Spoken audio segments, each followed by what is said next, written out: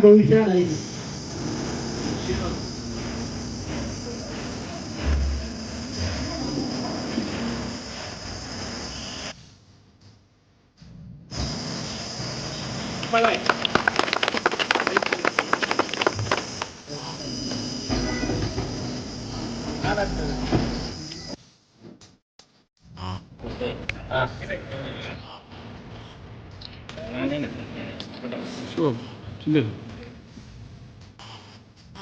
ಮೇ 1 ಅಂದ್ರೆ ಕಾರ್ಮಿಕ ದಿನಾಚರಣೆ.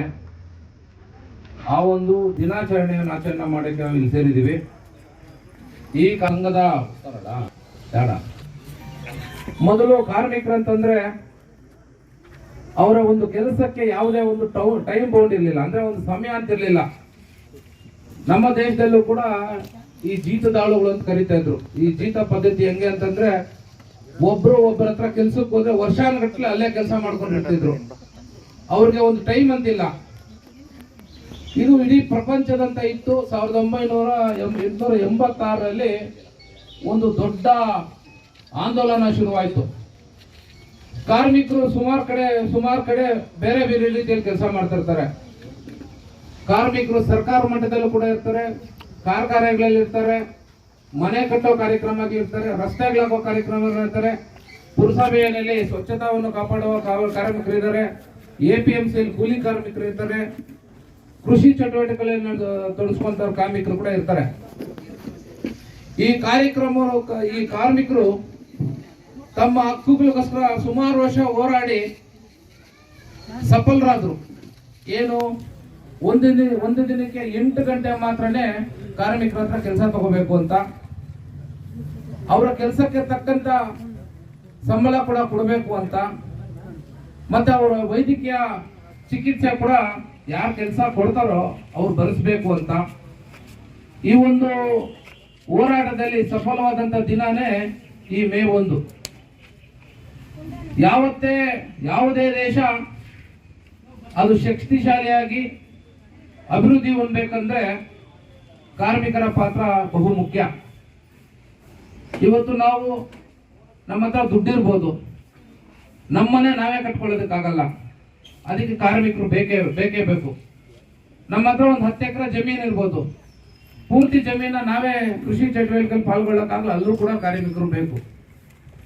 ಈ ಕಾರ್ಮಿಕರನ್ನ ನಾವು ಗೌರವದಿಂದ ನಡೆಸ್ಕೋಬೇಕು, ಸಮಾನತೆಯಿಂದ ನೋಡಬೇಕು, ಯಾವುದೇ ಕೀಳು ಮಟ್ಟದ ಮನೋಭಾವ ಇರಬಾರ್ದು. ಎಲ್ಲ ಸರ್ಕಾರಗಳು, ಅದು ಕೇಂದ್ರ ಸರ್ಕಾರ ಆಗಿರ್ಬೋದು, ರಾಜ್ಯ ಸರ್ಕಾರ ಆಗಿರ್ಬೋದು, ಕಾರ್ಮಿಕರಿಗೆ ಬಹಳಷ್ಟು ಯೋಜನೆಗಳನ್ನ ಕೊಟ್ಟಿದ್ದಾರೆ.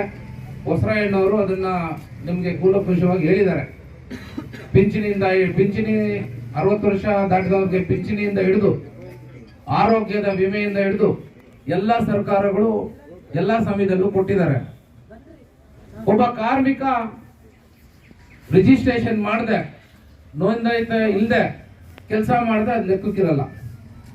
ಅವರು ರಿಜಿಸ್ಟ್ರೇಷನ್ ಅಂತ ಮಾಡಿದ್ರೆ ಸರ್ಕಾರದಿಂದ ಬರೋ ಸೌಲಭ್ಯಗಳು ತಮಗೆ ಬರುತ್ತೆ. ಈ ಅಭಿನಂದನೆಯನ್ನ ಸಲ್ಲಿಸಬೇಕಾಗುತ್ತೆ. ಮಹೇಶ್ ಅವರು ಮಾತಾಡುವಾಗ ಹೇಳಿದ್ರು, ಚಿನ್ನಿ ಯಾವುದೇ ಸೌಲಭ್ಯಗಳು ಬರಲಿ, ಯಾವುದೇ ಸರ್ಕಾರದಿಂದ ಬಂದ್ರೂ ಚಿನ್ನಿ ಎಲ್ಲರಿಗೂ ತಲುಪಿಸೋ ಮುಖಾಂತರ ಒಂದು ಪಾಂಪ್ಲೆಟ್ ಹಾಕ್ತಾರೆ, ಇಲ್ಲ ಸೋಷಿಯಲ್ ಮೀಡಿಯಾ ಮುಖಾಂತರ ಒಂದು ಕಾರ್ಯಕ್ರಮಗಳನ್ನು ಮಾಡಿ ಎಲ್ರಿಗೂ ಒಂದು ಚಿರಪರಿಚಿತವಾಗುವಂತ ಒಂದು ಕಾರ್ಯಕ್ರಮಗಳು ತಗೊಂಡ್ಬಂದು ಇವತ್ತು ನೀವು ನೋಡ್ಬೋದು. ಸಲ್ಲಿಸ್ತೀನಿ.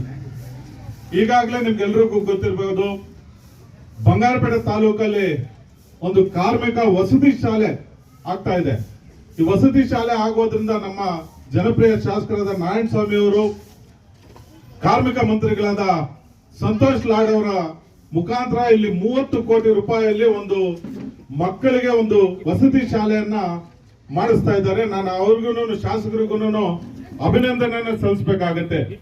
ಈ ತಮ್ಮ ಮುಖಾಂತರ ಈಗಾಗಲೇ ನಿಮ್ಗೆಲ್ರಿಗೂ ಗೊತ್ತಿರ್ಬೋದು, ಮೊರಾರ್ಜಿ ದೇಸಾಯಿ ಸ್ಕೂಲ್ ಇರ್ಬೋದು, ಕಿತ್ತೂರು ರಾಣಿ ಚೆನ್ನಮ್ಮ ಸ್ಕೂಲ್ ಇರ್ಬೋದು, ಅದೇ ಮಾದರಿಯಲ್ಲಿ ಕಾರ್ಮಿಕ ಮಕ್ಕಳಿಗೆ ಅವರಿಗೆ ಒಂದು ಶಾಲೆಯನ್ನ, ವಸತಿ ಶಾಲೆಯನ್ನ ಇಲ್ಲಿ ಬಂಗಾರಪೇಟೆ ತಾಲೂಕಲ್ಲೇ ಮಾಡಿಸ್ತಾ ಇದ್ದಾರೆ. ಅದರಲ್ಲಿ ನಿಮ್ಗೆ ಸೌಲಭ್ಯ ಅಂದ್ರೆ 1ನೇ ತರಗತಿಯಿಂದ PUC ವರೆಗೂ ಅಲ್ಲೇ ಉಚಿತವಾಗಿ ನಿಮ್ಗೆ ಊಟ, ಮಕ್ಕಳಿಗೆ ಬಟ್ಟೆ, ಓದಿಸೋದು ಎಲ್ಲ ಅಲ್ಲೇ ನಿಮ್ಗೆ ಒಂದೇ ಜಾಗದಲ್ಲಿ ಸಿಗೋಗುತ್ತೆ. ಈ ಸೌಲಭ್ಯಗಳನ್ನೆಲ್ಲ ನೀವೆಲ್ಲರೂ ಮಾಡ್ಕೋಬೇಕು. ಚಿನ್ನಿ ಇದನ್ನ ನೀನು ಸ್ವಲ್ಪ ಪಬ್ಲಿಸಿಟಿ ಮಾಡಿ ಎಲ್ರಿಗೂ ತಿಳಿಸಿ, ಏನು ಬರೋ ವರ್ಷ ಆ ಸ್ಕೂಲು ಓಪನ್ ಆಗ್ಬೋದು. ಇಂಥ ಕಾರ್ಯಕ್ರಮಗಳು ನಡೀತಾ ಇರುತ್ತೆ. ಈಗಾಗಲೇ ಏನು ಕಾರ್ಮಿಕರಿಲ್ಲ ಅಂದ್ರೆ ಯಾರೂ ಇರೋಕ್ಕಾಗಲ್ಲ. ರೈತರು, ಕಾರ್ಮಿಕರು, ಜವಾನರು, ನೀವೇ ದೇಶವನ್ನು ಮತ್ತು ಈ ಪ್ರಪಂಚದಲ್ಲಿ ಈ ಭೂಪುಟದಲ್ಲಿ ನೀವಿಲ್ಲ ಅಂದ್ರೆ ಯಾರು ಜನರು ಇರೋದಕ್ಕೆ ಆಗೋದಿಲ್ಲ. ನೀವು ಮಾಡೋ ಕೆಲಸಗಳಿಂದ ಇವತ್ತು ನಾವೆಲ್ಲರೂ ನೆಮ್ಮದಿಯಾಗಿದ್ದೀವಿ ಅಂತ ಹೇಳ್ತಾ, ನೀವೆಲ್ಲರೂ ಒಳ್ಳೆ ಕೆಲಸ ಮಾಡ್ತಾ ಇದ್ದೀರಾ. ಚಿನ್ನಿಗೆ ಮತ್ತೊಂದೇ ದಿನಾಚರಣೆಯ ಅಂಗವಾಗಿ ಇವತ್ತು ಸೂರ್ಯಕುಮಾರ್ ಅವರು ಒಂದು ವೇದಿಕೆಯನ್ನ ಹಮ್ಮಿಕೊಂಡಿದ್ದಾರೆ. ಈ ಕಾರ್ಯಕ್ರಮದ ಸೌಲಭ್ಯಗಳನ್ನ ಫಸ್ಟ್ ತಿಳ್ಕೊಬೇಕೆಲ್ಲರೂ. ಯಾಕಂತ ಹೇಳಿದ್ರೆ ಈ ಒಂದು ಮೊದಲನೇದಾಗಿ ಎಲ್ಲರೂ ಕೂಲಿ ಕೆಲಸ ಮಾಡ್ತಾರೆ, ಕಾರ್ಮಿಕ ಕೆಲಸ ಮಾಡ್ತಾರೆ. ಅದಕ್ಕೆ ನಮ್ಗಾದಂತ ಒಂದು ಸೆಕ್ಯೂರಿಟಿ ಬೇಕು. ಅದಕ್ಕೆ ನಾವು ಅದನ್ನ ಅಲ್ಲಿ ಸೇರ್ಬೇಕು ಅಂತ ಹೇಳಿದ್ರೆ ನಾವು ಕೆಲಸ ಮಾಡ್ಕೊಂತೀವಿ, ಬರ್ತೀವಿ, ಏನೋ ಆಗ್ತೀರ ಅವತ್ತು ಕಾರ್ಮಿಕರಿಗೆ ಏನ್ ನಮ್ಗೆ ಕೊಡ್ತಾರೋ ಅದನ್ನ ತಗೊಂಡು ಬಂದ್ಬಿಡ್ತೀವಿ. ಆದ್ರೆ ನಮ್ಗೆ ಸೌಲಭ್ಯಗಳು ಯಾವ ರೀತಿ ಇರ್ತದೆ ಆ ಸೌಲಭ್ಯಗಳನ್ನು ತಿಳಿದು ಈ ಒಂದು ಸಂಸ್ಥೆಯಲ್ಲಿ ಸಂಘ ಒಂದು ಮಾಡಿರ್ತಾರೆ. ವಿನಾಯಕ ಸಂಘ ಅಂತ ಬರ್ತಿದ್ದಾರೆ, ಕಾರ್ಮಿಕ ಸಂಘ ಅಂತ ಅನೇಕ ಸಂಘಗಳು ಮಾಡಿರ್ತಾರೆ.